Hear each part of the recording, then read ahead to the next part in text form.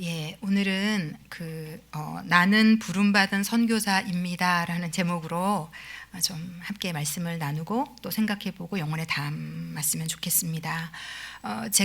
우리가 일반적으로 선교사라고 생각을 하면 좁은 의미로, 장소적인 의미로 많이 생각을 합니다. 그러니까 다른 나라에 가서 이제 예수님을 전하는 사람을 우리가 통상적으로 선교사라고 당연히 알고 있고 맞습니다. 근데 오늘은 조금 넓은 의미의 하나님의 부르심에 대해서 좀 생각을 해보려고 합니다. 제가 지난달 1월 20일부터 한 일주일 정도 우리 성도분들의 기도와 후원으로 케냐의 어머니 학교를 하러 잘 다녀왔습니다. 우리 안우성 목사님, 정성 선교사님, 저희가 파송한 선교사님 부부가 케냐 땅에 계시고요. 이번에 가서 보니까 무려 15년간을 그 땅에서 선교를 하셨더라고요. 근데 저희 올리브교회 성도들의 많은 기도, 후원으로 또 이 두 분이 정말 기도하시면서 열심히 수고하셔서 하나님께서 그 땅에 정말 많은 교회들을 세우게 하셔서 50여 개가 넘는 교회들이 세워지고 또 목사님들이 배출이 되고 뭐 사모님들, 사역자들이 막 배출이 되는 참 은혜로운 현장이고요.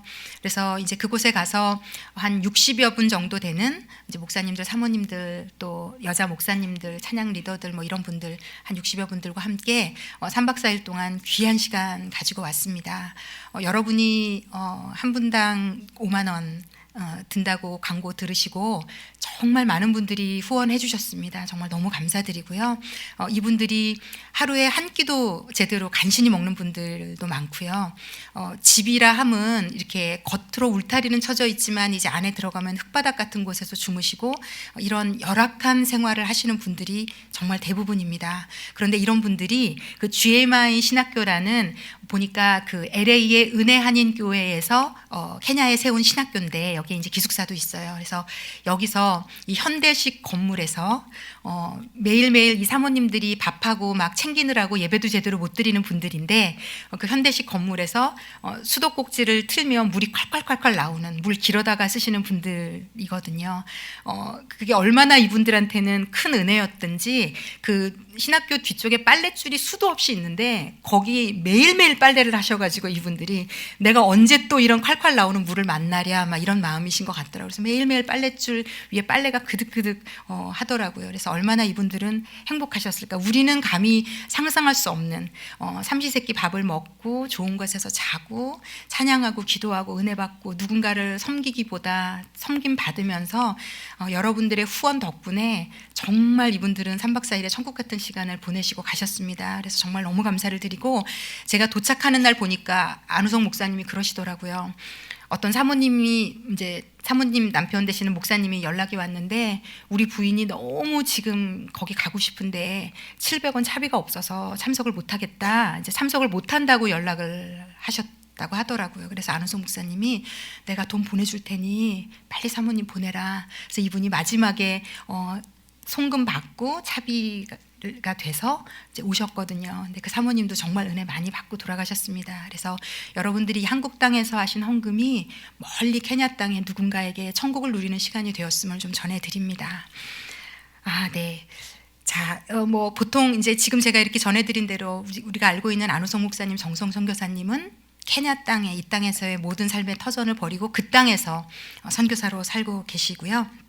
근데 제가 오늘 말씀드리고 싶은 넓은 의미의 성경적 관점에서 우리는 이제 이 땅에서 예수님을 믿은 이후 내가 살고 있는 이 땅 그곳에 선교사로 사실은 하나님으로부터 부르심 받았고 보내심을 받은 자다를 제가 오늘 성경적으로 잘 좀 나누고 설명을 좀 드렸으면 좋겠습니다. 하늘로부터 이 땅에 내가 지금 있는 이 곳에 나는 부르심을 받았다, 보내심을 받았다. 이 선교사의 의미를 좀 나누고 싶습니다. 우리 모두가 예수님을 믿었다는 것, 나를 만드신 분을 만나게 되었다는 의미고요. 하늘 아버지가 생겼다는 의미인데 이 하늘 아버지의 섭리에 의해서 우리는 다 이 땅에 왔거든요. 성경에 보면 에베소서 1장에 창세 전에 하나님께서 우리를 예정하셨다라는 말이 있어요. 이곳에 있는 누구도 하나님의 예정 없이 우연히 어쩌다 이 땅에 온 분은 단 한 분도 없습니다. 하나님의 섭리, 예정 가운데 이 땅에 왔고요. 예레미야 1장에 보면 하나님이 예레미야를 부르시면서 이렇게 말씀하시더라고요. 네가 모태에서 지어지기도 전에 내가 너를 선택했고 심지어는 선지자로 쓸 것까지 예정했다라고 말씀해 주시더라고요. 그러니까 모태에 우리가 있기 전부터 저희들은 선택을 받는다라고 여기셔도 좋을 것 같고요. 시편 139편에 보면 형질이 갖추어지기도 전에 라고 표현합니다. 그래서 이 땅에서 우리의 날이 시작하기도 전에 라고 성경이 얘기해요. 우리가 이 땅에 존재가 없어 보이는 그 순간부터도 하나님은 우리를 예정하셨고 하나님께서 보고 계셨고 알고 계셨고 하나님의 그러한 선택과 예정으로 우리는 이 땅에 보내졌다는 것. 우리가 믿는 하나님은 전능하시잖아요. 그리고 전지하시잖아요. 그리고 실수가 없으시지 않습니까? 이 하나님이 우리를 이 땅에 보내시면서 아주 구체적으로 두 가지를 우리를 놓고 고민하시면서 결정하신 게 있습니다. 그 첫 번째 영역은 뭔가 하면 시간에 대한 부분입니다. 하나님이 우리를 어느 시대에 어느 시간에 이 땅에 보내실까를 고민하셨다는 겁니다. 한 분 한 분을 보내실 때마다. 그냥 무대기로 하나님이 그냥 이 사람 저 사람 이게 아니고요. 한 명의 영혼이 이 땅에 왔다는 건 하나님이 이 시간에 누군가를 보내기 위한 하나님의 고민과 기도와 마음들이 부어졌다는 겁니다. 3,000년 전에 모세를 누구를 하나님이 그 시대에 보내신 건 그 시대에 맞는 이유가 있는 거고요. 1940 몇 년도에 저희 부모님은 40년대생이시거든요. 그때에 하나님이 보내신 건 그때 부르심의 이유가 있는 거고 1980 몇 년도 제가 이제 중고등부 제 제자들이 80년대생들인데 그 모든 시대에 하나님이 우리를 보내셨다는 건 그 시간 속에 이미 부르심, 사명이 다 들어있는 부르심이다라고 보면 될 것 같아요. 예전에 제가 1970년생인데 저희 때 아이들을 많이 낳아가지고 둘만 낳아도 된다 막 이런 그런 게 있었고요. 둘만 낳아 잘 기르자 막 이런 게 있었고 그 시대에 태어나서 저희가 학교에 제가 70명 넘게 막 학생들이 많았거든요. 그래서 우리끼리 이 경쟁률이 너무 세지 않냐? 왜 우리는 이 시대에 태어났나? 근데 지금 제가 예수를 믿고 보니 하나도 우연이 없었다는 것. 내가 어느 시대에 태어난 건 하나님의 놀라운 섭리가 있다는 것. 그리고 두 번째 하나님이 또 고민하시면서 결정하신 건 뭐냐면 이 수많은 나라와 지역 가운데 어느 나라로 나를 보내실지 우리를 보내실지 고민하시고 결정하셨다는 겁니다. 우리가 대한민국 땅에 태어났다는 것, 또 제가 어머니 학교를 했던 그분들이 케냐 땅에 태어났다는 것, 어떻게 그렇게 가난한 땅에 열악하게가 아니라 하나님의 놀라운 계획과 섭리와 부르심 가운데 그 공간, 그 장소, 그 지역, 그래서 우리가 다니는 학교 하나, 우리가 머무는 모든 장소들이 다 하나님 앞에 부름받은 곳이고 보내심 받은 곳이고 의미가 없었던 장소는 없었다. 심지어 우리의 기억에 그곳이 힘들었고 어려웠다 할지라도 우리 하나님의 놀라운 섭리 가운데 우리가 그 시간 속에 그 장소에 보내심을 받고 부르심을 받았고 이것 자체가 그 안에 우리에게 이미 소명이 있다는 것 여러분에게 좀 알려드립니다. 그리고 하나님의 시야로 보면 제가 좀 설명을 해드리겠지만 이 계획은 완전하고 완벽했습니다. 많은 분들이 생각할 수 있어요. 내가 좀 더 좋은 부모를 만났더라면, 내가 아니면 좀 더 좋은 환경에서 자랄 수 있었더라면, 아니면 내가 좀 더 많은 재능과 은사를 가졌더라면 우리가 이제 많은 것들을 부러워하는데 아니요. 하나님이 선택하신 이 모든 결정은 전능하시고 전지하신 하나님이 보실 때 가장 최선의 탁월한 선택이셨다는 것. 이 사실은 믿음의 눈으로 우리가 받아가져야 되는 시야가 되겠습니다. 우리가 볼 때 세상은 우리를 그렇게 보는 것 같아요. 이 지구상에 점과 같은 존재죠. 사실 나 하나 없다고 이 지구상에 무슨 큰 변화가 있겠습니까? 이건 세상의 관점으로는 맞습니다.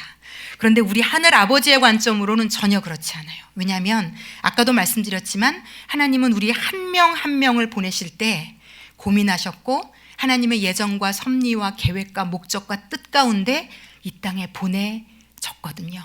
그래서 지금 내가 있는 그 자리는 나 외에는 그 누구도 감당할 수 없는 자리입니다. 나만이 감당할 수 있는 자리에 하나님이 나를 선택하셔서 기대를 가지고 나를 이 땅에 보내셨다는 것. 우리가 여러분은 언제 예수를 믿게 되셨습니까? 제가 케냐 가서도 느낀 건데 참 놀라운 일이에요, 여러분. 우리가 예수를 만나고 믿게 되었다는 것은. 저는 모태신앙이고, 그런데 제가 예수님을 인격적으로 만난 건 20살에 미국 가서 만났거든요. 제가 장례식을 갈 때마다 하나님이 저에게 부어주시는, 제가 이제 목사로서 언젠가 장례 예배를 참 사모합니다. 왜냐하면 하나님의 놀라운 위로와 하나님의 놀라운 말씀하심이 있어요, 이 장례식장에. 우리 누구나 다 이 땅에 태어난 것처럼 누구나 다 죽음의 관문을 통과해야 됩니다. 어느 때인지 몰라도 누구나 다. 그런데 하나님이 예수님을 이제 간 믿고 돌아가신 분들에게도 저에게 막 부어주시는 말씀이 있어요.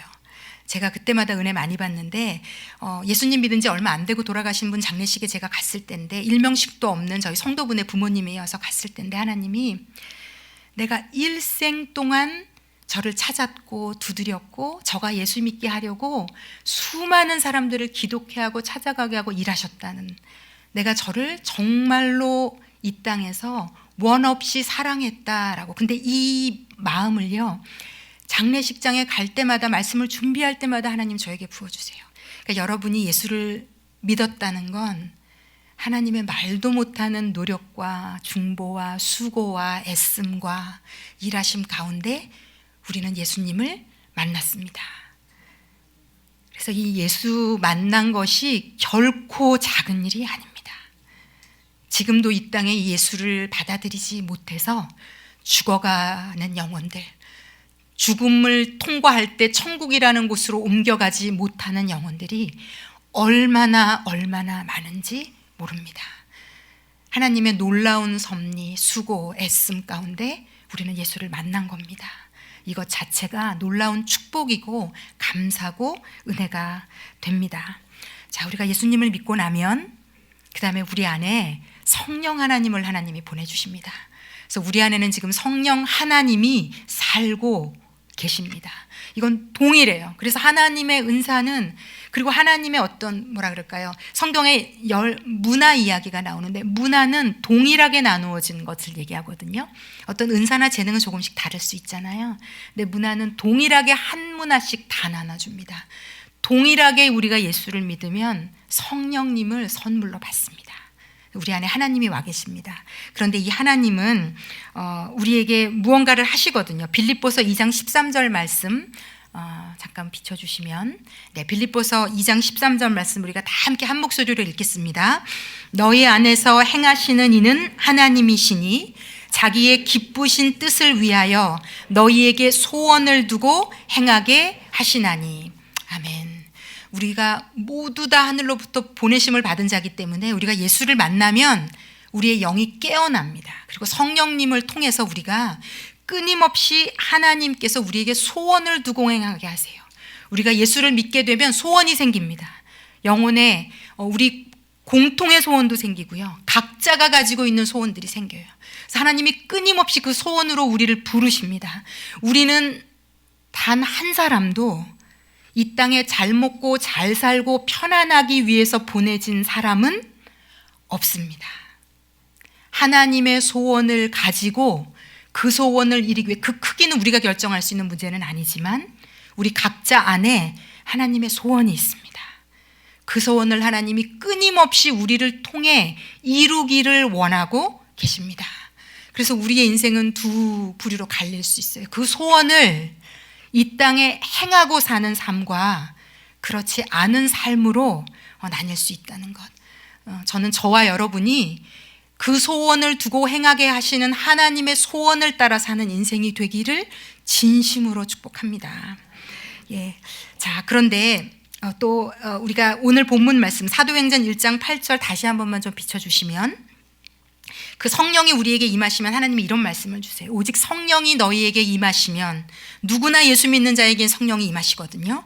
너희가 권능을 받고 예루살렘과 온 유대와 사마리아와 땅 끝까지 이르러 내 증인이 되리라 하시니라. 우리가 성령을 받았다 함은 우리 안에 성령님이 주시는 능력과 권세가 있다는 얘기입니다. 그리고 그 능력과 권세로 이 땅에서 보내심 받은 자로, 부르심 받은 자로, 선교사로 살 수 있도록 예루살렘과 내가 살고 있는 이 터전부터 땅 끝까지 우리에게는 우리가 각자가 감당해야 할 하나님의 소원과 뜻이 있습니다. 예. 자, 그런데 이렇게 하나님께서 우리를 부르셨는데요. 이 부르신, 말씀드린 것처럼 아까 그 시간에 그 장소 자체에 하나님의 부르심이 숨어 있습니다. 현재 나를 놓아두신 그 장소, 그 시간, 그 자리가 우리에게는 선교지고 부르신 자리고 보내심 받은 자리다, 이렇게 여기시면 좋겠습니다. 성경에 보면 하나님이 우리를 부르시는 다양한 이름들이 나옵니다. 우리는 보통 이름하면 우리 부모님이 나에게 지어준 이름만을 이름이라고 생각하는데, 성경에 보면 하나님이 우리를 부르시는 이름들이 있어요. 구약에 보면 제일 처음에는 남자, 여자라고 우리를 부르기 시작하십니다. 그러므로 내가 남자라는 것 부르심입니다. 보내심입니다. 내가 여자라는 것도 부르심이고 보내심입니다. 요즘 성정체성 이런 이야기들이 많지만 이건 하나님의 주권입니다. 그분의 놀라운 섭리, 뜻, 목적, 이유에 따라서 누군가는 남자로 태어났고 누군가는 여자로 태어난 겁니다. 이 안에 이미 하나님의 놀라운 섭리가 들어 있습니다. 그리고 우리가 결혼이라는 걸 하게 되면 또 이름을 부여받습니다. 신약 성경에 보면 남편들아, 아내들아, 남편이라는 자리, 부르심의 자리입니다.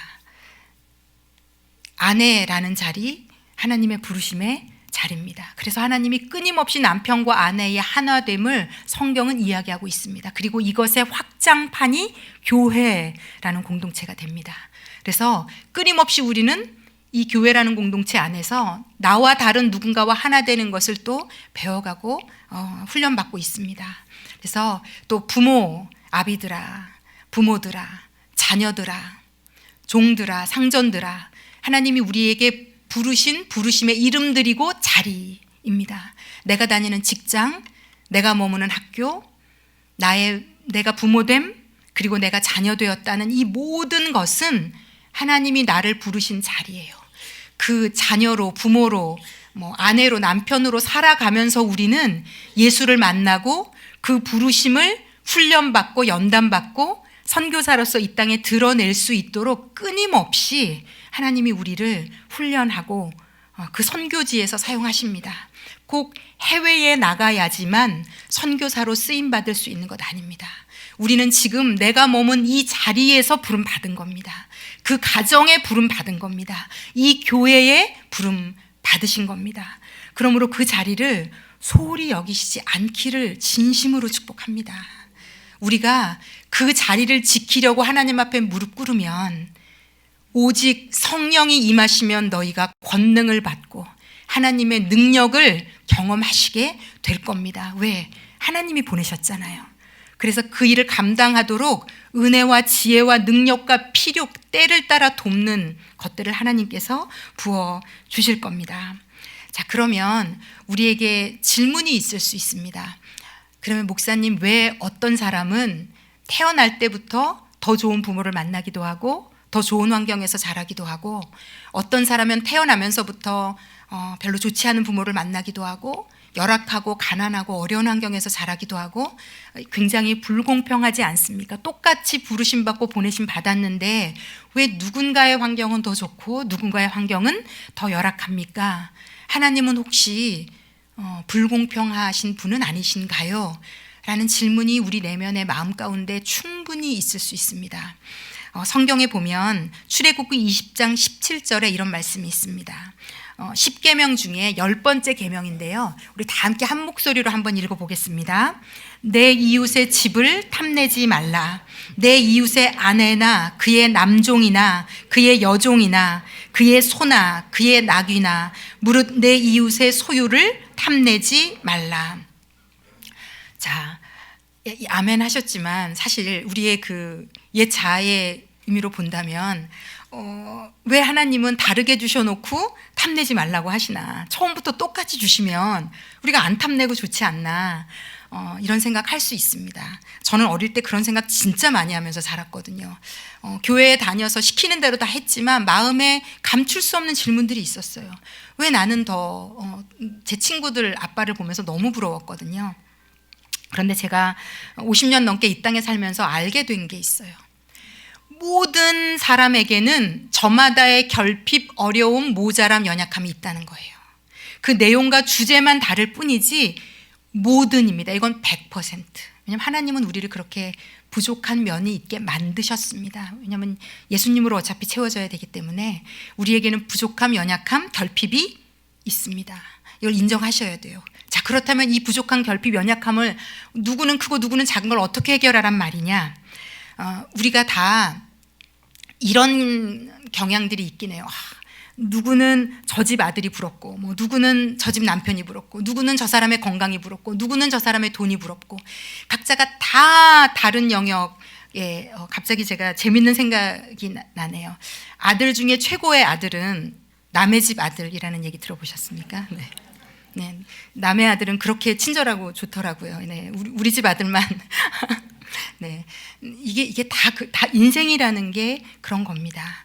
나를 온전히 채워주고 온전히 만족하게 하고 온전히 평안하게 하고 두려움도 없고 결핍도 없고 만족도 없는 것은 이 땅에는 없습니다. 예, 정말 없습니다. 그냥 단언컨대 없습니다. 우리는 만들어지기를요, 우리의 연약함, 왜 하나님이 부러워하지 말라, 탐내지 말라라고 얘기하시냐면 우리의 인생은요, 내가 이 땅에 가지고 온 것 가지고 사는 인생이 아닙니다. 예수님을 믿었다는 건 이제부터 나의 연약함, 부족함, 결핍은 끊임없이 예수로부터, 하나님으로부터 공급받는 인생이 시작되었다는 이야기입니다.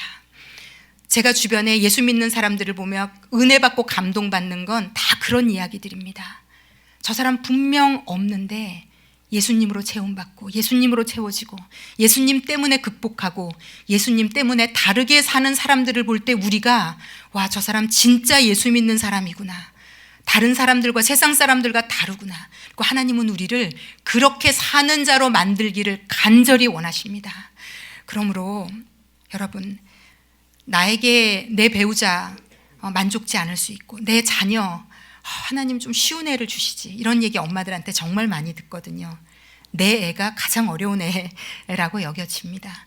좀 더 좋은 교회, 좀 더 좋은 집, 좀 더 좋은 물질적으로 여유 있는 배우자를 만났으면, 끝도 한도 없는 우리의 소원이 있는데요, 그 모든 결핍을 충족시켜 주실 수 있는 분은 우리에게는 하늘 아버지 외에는 없습니다. 그래서 여러분, 결국요, 우리의 결핍, 연약함, 모자람, 아쉬움은 우리가 예수를 찾으라고 우리에게 있는 겁니다. 예수를 찾는 데 쓰시면 됩니다. 여러분, 우리는 참 교만하고 모자라거든요. 편안하면, 안심되면, 안정적이면, 다 가지면 가장 안 찾게 되는 게 예수더라고요. 여러분 아니십니까? 그런데 여러분, 우리는 예수 안 찾고 살면 망하는 인생입니다. 우리가 언젠가 예수님 앞에 우리가 다 설 겁니다. 여러분, 예수님 앞에 언젠가 다 혼자 섭니다. 그땐 단체로 못 서요. 나 혼자 예수님 앞에 마지막 서는 날이 옵니다. 그때 하나님께서 물으실 겁니다. 내가 너를 이 땅에 선교사로, 보냄받은 자로, 부르신 자로 보냈는데 이 땅에서 어떻게 살았는지, 그때 예수를 찾고 살고 예수님으로 살고 예수의 도움으로 살았던 것이 결국은 우리에게 하나님의 상과 칭찬이 있을 겁니다. 그러므로 부족한 것에 몰두하지 마십시오. 저가 가정사역을 하지만 행복한 가정이 우상이 되는 것이 차라리 조금 나로 하여금 예수를 찾게 하는 배우자, 자녀, 그러므로 배우자와 자녀 때문에 고통 가운데 계시다면 여러분, 예수님 찾으시면 됩니다. 예수님 찾으시면 됩니다. 오히려 저는 제가 다음 주에도 말씀 전하겠지만 제가 이 말씀을 오늘 전하게 된 배경은요. 제가 비행기 타고 한국에 돌아오는데 제가 이제 이번 주와 다음 주에 말씀을 전하거든요. 비행기 타고 한국을 돌아오는데 하나님이 저에게 그냥 2주에 말씀 전할 걸 마음에 알려주시더라고요. 첫 말씀은 제가 나는 부름받은 선교사입니다. 이건 케냐 어머니 학교에서 전했던 첫날 첫 말씀이에요. 그리고 제가 다음 주에 전할 말씀은 케냐 어머니 학교에서 전한 마지막 날 마지막 말씀인데 하나님이 첫 말씀과 마지막 말씀을 전해라 라고 말씀하시더라고요. 제가 케냐 사모님들에게 당신들은 이 땅에 그 가정에 부름받은 선교사다. 이분들이 그걸 너무 충격적으로 은혜로 받아들였어요. 뭐야, 내가 이 땅에 태어난 게 우연이 아니고 재수가 없어서 이렇게 된 게 아니야? 내가 지금 이 가정의 아내이고 엄마인 게 우연이 아니야? 이게 내 사명지고 선교지고 내가 선교사야? 다 나와서 간증하시는 거예요. 내가 선교사라는 거 처음 알았다고. 내가 그 가정의 선교사라는 거 처음 알았다고. 그리고 파송받아서 돌아가셨거든요. 여러분, 우리가 내 결핍을 채울 수 있는 한 분, 그 결핍 때문에 이 땅에서 완전한 남편, 완전한 아내, 완전한 자녀, 완전한 교회, 완전한 직장, 완전한 곳은 없습니다. 그래서 그곳에서 예수를 찾고 예수를 부르고 예수의 도우심을 구하며 우리는 성장해가고 변화되어 가고 달라져 가는 겁니다. 부디 하늘을 바라보시기를. 상대를 바라봄으로 고통을 계속 경험하는 것을 멈추시기를. 하늘 아버지가 채우실 수 있다는 것을 받아 가지시기를. 그리고 그분의 채우심을 반드시 누리시기를 진심으로 축복합니다. 그리고 두 번째 제가 이 선교사라는 것으로 나누고 싶은 것은 이 선교사의 삶이라는 건 그래서 여러분 하나님이 나누어 주라고 부르신 자리입니다. 나누라고. 하나님 제가 없는데 어떻게 나눌까요? 창세기 12장 2절 3절 말씀, 이 말씀도 우리가 너무 잘 알고 있는 말씀인데 한번 읽어보겠습니다. 다 같이 읽겠습니다. 내가 너로 큰 민족을 이루고 내게 복을 주어 내 이름을 창대하게 하리니 너는 복이 될지라. 너를 축복하는 자에게는 내가 복을 내리고 너를 저주하는 자에게는 내가 저주하리니 땅의 모든 족속이 너로 말미암아 복을 얻을 것이라 하신지라. 아멘. 하나님이 굉장히 좀 아이러니하시고 세상 가치관과 다르게 늘 일하시는 분이신 게요. 3500년 전에 아브라함은 당시 갈대아 우르라는 최고의 문명국에 살고 있었습니다. 최고의 문명의 혜택을 받는 그 땅에 살고 있던 아브라함을 75세에 불러내셔서 가나안 땅이라는 이름도 들어보지 못한 가장 가난하고 문명이 없고 척박한 땅으로 하나님이 불러내셨거든요. 그러면서 아브라함에게 이렇게 말씀하신 거예요. 나는 네가 이 땅의 복을 얻어 누리는 자로 부르지 않았다고. 내가 너를 불렀다는 건 나는 너를 복이 되게 할 거라고. 이게 우리를 향한 아버지의 뜻입니다. 아버지는 나를 복으로 부르신 겁니다. 그리고 나를 그 복으로 만드시기 위해 지금도 일하고 계십니다. 나로 인해 누군가가 복을 받는 게 우리 아버지의 꿈이에요. 내 가정이 나 때문에 복을 받을 겁니다. 네, 내 안에 계신 예수가 그렇게 일하실 겁니다. 그게 너무 멋있는 것 같아요. 예전에 저는 결혼 잘해서 좋은 직장 가서 그 어딘가에 좋게 된 데 가서 그거를 많이 얻어가는. 근데 우리가 세상 관점으로는 그런 사람들 부러워하잖아요. 물질적으로 풍족한 배우자 만난, 걱정할 것 없이 어디서 누군가에게 받는 사람, 물려받든지 얻어받든지 좋은 회사에 들어가서 그 혜택을 누리든지 우리는 다 누군가가 많은 걸 내가 그냥 얻어받는 약간 구걸하는 느낌의 관점이 우리에게 뿌리 깊게 세상적으로 박혀 있어요. 그런데 우리 아버지 하나님은 다 가지신 분이기 때문에 우리를 그렇게 키우지 않으세요. 너 때문에 누군가가 복을 받게 할 거야. 이게 우리 아버지의 관점이에요. 내가 아내인 게 그 가정에 말도 못하는 복이 되는 게 우리 아버지의 꿈이고요.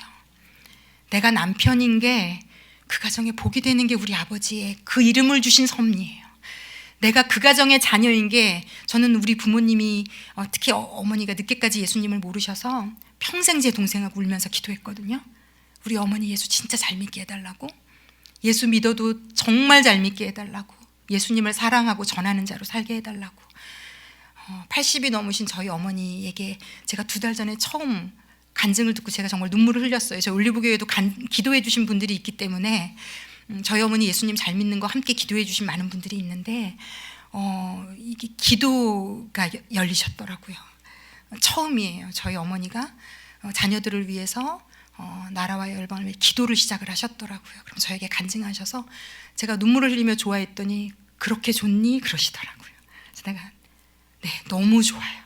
일생의 기도 제목이 응답을 받은 것 같고 더 이상 이젠 저는 바랄 게 없습니다. 제가 딸이어서 저희 엄마가 복을 받았다면 감사한 일입니다. 왜 엄마는 다른 엄마들하고 달라서 이제 예전엔 그랬거든요. 근데 이제는 나로 인해 누군가가 복을 받도록 하나님이 나를 부르신 자라는 걸, 내 안에 이미 그렇게 나눌 수 있는 복이 있다는 걸 여러분 안에 다 있습니다. 여러분 예수 믿으셨잖아요. 성령님 계시잖아요. 여러분 안에 그 복이 살아 숨쉬고 있어요. 성령이 임하면 너희가 권능을 받고 그 권능이 우리 안에 있어요. 우리가 보내심 받은 자로 부름 받은 자로. 근데 이게 왜 안 느껴지냐면 나만을 위해, 나를 위해, 나의 복을 위해 살면 이 권능을 누릴 수 없어요. 이 땅에서 내가 잘 먹고 잘 살고 편안함이 내 목적이 되면 절대로 맛볼 수 없어요. 경험할 수 없어요. 그러나 예수가 나의 삶의 전부가 되고 예수님 까닭의 2번째 산이 나의 우선순위가 되면 이 권능이 부어지기 시작합니다. 이 권능이 나타나기 시작합니다. 내 고집을 꺾으면, 내 이기심을 꺾으면, 나를 조금씩만 내려놓으면 이 권능이 역사하는 자리를 맛보고 경험할 수 있어요. 그래서 저는 이런 것 같아요. 제가 저를 봐도 제가 상상할 수 없는 저를 끊임없이 죽을 때까지 만나갈 거라고 기대해요. 여러분도 그럴 겁니다. 왜? 우리 안에 계신 성령님이 끊임없이 나의 안에서 일하실 거거든요. 내가 한 번도 꿈꿔보지 못한 나의 모습을 만나는 삶을, 그런 복을 누리게 되시기를 축복합니다. 하나님이 그렇게 하실 거예요. 왜냐하면 너는 복이 될지라 하나님 명령하셨어요. 여러분을 복으로 하나님 사용할 겁니다. 여러분으로 인해 누군가가 살아나고, 여러분으로 인해 누군가가 복을 나눠받고, 여러분으로 인해 여러분이 눈물로 쌓은 기도를 통해 여러분의 가정의 배우자가 살아나며, 여러분을 통해 여러분을 만난 자녀가 복을 누리며, 여러분을 통해 여러분의 교회가 복을 누릴 겁니다. 여러분은 그런 존재들입니다. 그리고 여러분을 통해 여러분을 품은 이 나라가 복을 받고, 여러분 나라의 정권이나 다른 것들 비판하고 원망하지 마십시오. 이런 예수를 믿은, 소명을 가진, 부르심을 가진, 보내심을 가진 예수 믿는 크리스찬들이 기도하면 그 나라는 바뀌어 갑니다. 열방이 복을 받을 겁니다. 그리고 이 역할을 잘 감당하다가 예수님 만나는 것이 저의 꿈이고 여러분의 꿈이 되기를 또한 축복합니다. 빌립보서 1장 6절에 보면 하나님 우리에게 이런 용기를 주십니다. 우리 다 함께 읽겠습니다. 너희 안에서 착한 일을 시작하신 이가 그리스도 예수의 날까지 이루실 줄을 우리는 확신하노라. 아멘. 우리 안에 하나님이 이미 착한 일을 시작하셨습니다. 그분이 그리스도 예수의 날까지 이루실 줄을 확신합니다. 여러분의 안에 계신 성령님께서 권능을 가지고 우리를, 예수 그리스도를 경험하고 만나고 맛보고 드러내는 자로 우리의 인생을 그렇게 귀하게 선교사로 쓰기를 원하고 계십니다. 제가 케냐 땅에서 어머니 학교를 하면서 제가 느낀 게 있어요. 그 땅에 이렇게 살다 보면, 그렇게 지내다 보면 본능적으로 그런 마음이 들어요. 와, 진짜 이 땅에 안 태어나서 다행이다. 네, 진짜 그렇거든요. 네. 근데 마지막 날 제가 그게 굉장히 좀 부끄럽다는 생각을 했어요. 왜냐하면 그분들은 어떻게 하다 이런 땅에 태어나서 이게 잘못된 시야라는 걸 제가 하나님을 통해서 알게 됐어요. 그분들은 하나님의 놀라운 섭리 가운데 그 땅에 부르심을 받은 자들이더라고요. 그 척박한 땅, 어려운 땅, 아무도 가기 원치 않는 땅에 하나님이 보내실 때 얼마나 하나님도 아픈 마음으로 그들을 보내셨겠습니까? 그런데 그들은 그래서 그 땅에서 더 예수님을 찾아요. 더 예수님을 불러요. 제가 수요일에도 간증했지만 어떤 목사님의 아들이 흙바닥에서 살면서 사는, 아무것도 돈도 없는데 안우성 목사님이 어떤 곳에서 염소 한 마리를 선물 받아서 그 염소를 그 목사님 가정에 선물해 줬더니 정말로 가난한 집에 그 염소가 새끼를 낳고 새끼를 낳아서 자녀들을 먹이고 키웠더라고요, 사남매를. 그런데 첫째 장남이 기술대학을 갔는데 이 아이가 학교를 갔더니 컴퓨터가 너무 필요한 거예요. 하여튼 30-40만 원도 안 하는 그 컴퓨터를 살 돈이 없어가지고 이 아버지가 그 컴퓨터를 못 사주니까 이 아이가 안우성 목사님을 아버지처럼 어릴 때부터 봤거든요. 안우성 목사님이 오니까 가서 붙들고 얘기를 하더라고요. 목사님, 제가 지금 컴퓨터가 너무 필요한데 우리 아버지가 돈이 없어서 이거밖에 못 보태준다고 해서 컴퓨터를 못 사요. 그랬더니 안우성 목사님이 너무 측은하고 사랑하는 눈으로 그 아이를 쳐다보시더니, 그래, 우리 하늘 아버지께 기도하자 그러시더라고요. 그랬더니 이 아이가 고개를 끄덕끄덕하면서 풀이 죽어가지고 가는 걸 제가 봤어요. 너무 마음이 아팠거든요. 너무 마음이 아팠거든요. 그런데 그래서 이 20살밖에 안 된 아이가 예수를 찾아요, 여러분. 그 땅에 태어난 그 부르심에 맞게 하나님이 부어주고 계심을 저는 봤습니다. 그들은 결단코 우리보다 불쌍한 사람들이 아니더라고요. 여러분, 예수를 찾는 자가 가장 부요한 자입니다. 가장 부요한 자입니다. 어떤 면으로 우리보다 부요하게 그들이 살고 있음을 제가 도전받고 돌아왔습니다. 마지막 프로그램을 했거든요. 그게 어떤 프로그램이냐면 십자가를 한 분 한 분한테 걸어드리면서 한 분 한 분 제 앞에 와서 서시면 제가 그렇게 멘트를 해요. 누구누구 사모님, 예수님은 사모님을 기대하고 계십니다. 그게 결국은 파송식이거든요. 너의 가정으로, 너의 교회로, 이 땅으로, 열방으로 내가 너를 기대하고 파송한다. 예수님이 말씀하시는 거예요. 제가 대신 얘기해 드리는 거예요. 하나님의 그 마음을. 예수님은 당신을 기대하고 계십니다. 그러면 이분들이 고백해요. 저 누구누구도 예수님만 의지합니다. 그렇게 한 분 한 분 제 앞에 나와서 고백하고 십자가를 걸고 한 분 한 분 다 각자의 곳으로 파송받아서 그분들이 가셨거든요. 제가 여러분에게 이 멘트, 이 상황들을 여러분에게도 도전으로 좀 드립니다. 여러분도 여러분이 계신 그곳에 파송된 선교사라는 거 잊지 마십시오. 여러분을 하나님은 기대하고 계십니다.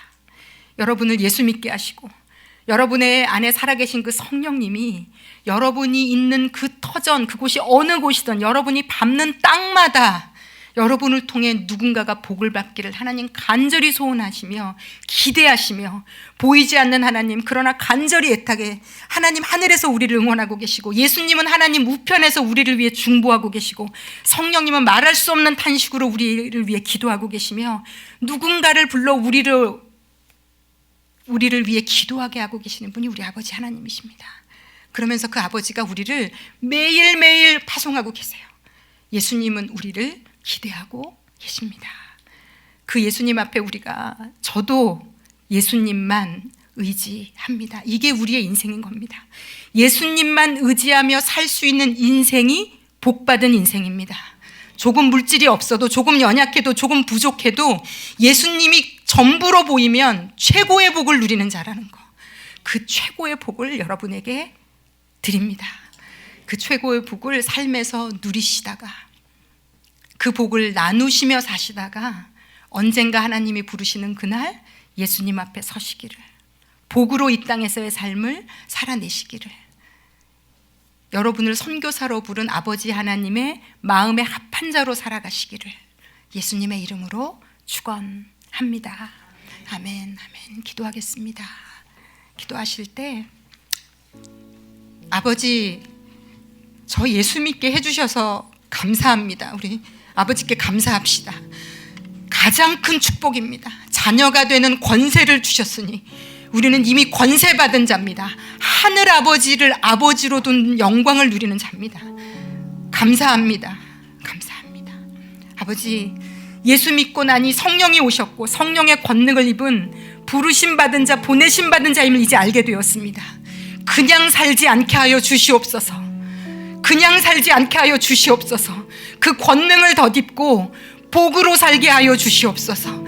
내가 밟는 땅에 누군가가 살아나고 꽃들이 피고 하나님의 역사가 일어나는 아름다운 인생 살게 하여 주시옵소서. 우리 모두는 그렇게 부름받았습니다. 부름받은 자, 보냄받은 자로, 내가 있는 곳이 생명이 넘치는 자로 살게 하여 주시옵소서. 우리 다 함께 기도하겠습니다.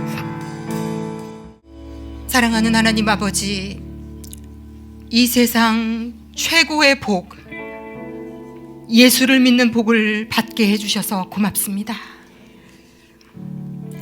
우리 안에 성령 하나님을 보내주셔서 그 권능으로 살 수 있는 자로 바꿔주셔서 고맙습니다. 아버지, 우리의 죄된 본성이 매일의 삶 가운데 나를 위해 살고자 하는 우리의 죄된 본성을 예수의 보혈로 씻어 주시옵소서. 하나님 아버지, 우리를 선교사로 복으로 이 땅에 보내셨으니 나의 가정이, 내가 밟는 땅이, 이 올리브 교회가, 이 나라가, 열방이 나로 인해 복을 받게 하여 주시옵소서. 내가 복임을 알게 하여 주시옵소서. 그 복을 나누는 자로 부르심 받았음을 알게 하여 주시옵소서. 그러므로 나누는 자로, 나눌수록 더 큰 나눔을 누릴 수 있는 자로 그렇게 살아가도록 인도하여 주시옵소서. 아버지, 우리 사랑하는 올리브교회 모든 성도들을 삶의 터전으로 파송합니다. 오직 예수님 한 분만 의지하며 예수님으로 사는 자들 될 수 있도록 축복하시고 인도하여 주시옵소서. 감사를 드리며 예수님의 이름으로 기도했습니다.